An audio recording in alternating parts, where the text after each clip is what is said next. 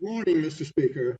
Those who observe these Thursday morning exchanges will know that I have tried over the last few weeks to get a debate on the fiscal framework within which the devolved administrations are constrained. It was not designed to deal with the global pandemic, and it is hindering the ability of the Scottish Government to respond. As I have made clear consistently, this is not an argument about the amount of money, but about what can be done with money. Consistently, the Leader of the House has evaded my questions, referring instead to the sums involved. I think I now know the reason for this evasion.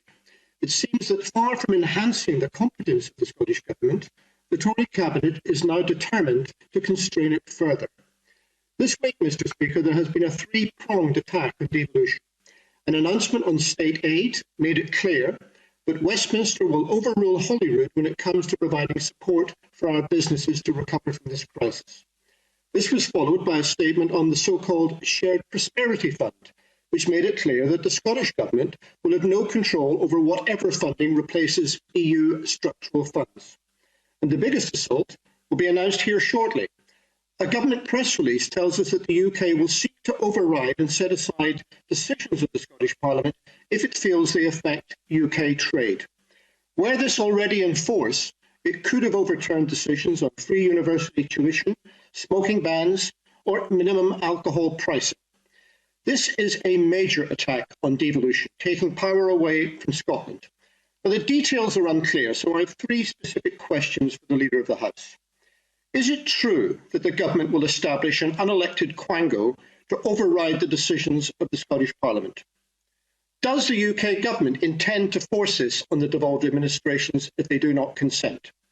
And will these measures require new legislation?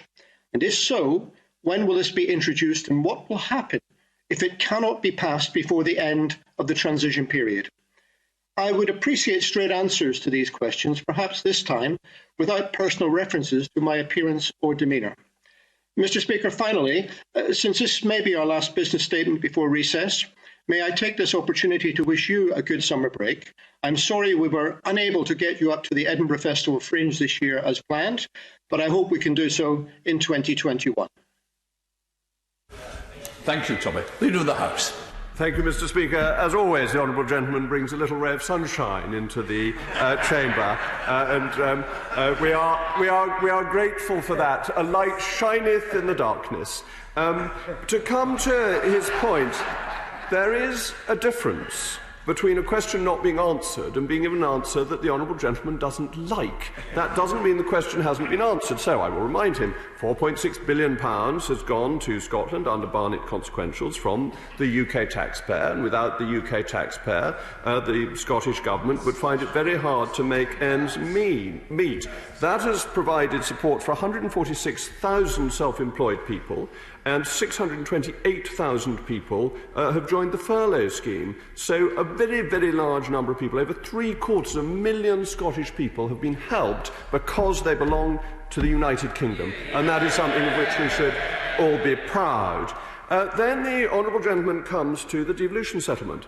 And it has to be said here, the position of the Scottish Government and the Scottish Nationalists is bizarre, that they want the powers to be with Brussels. There's no powers being taken away from the devolved authorities. What is happening is power is returning to the United Kingdom.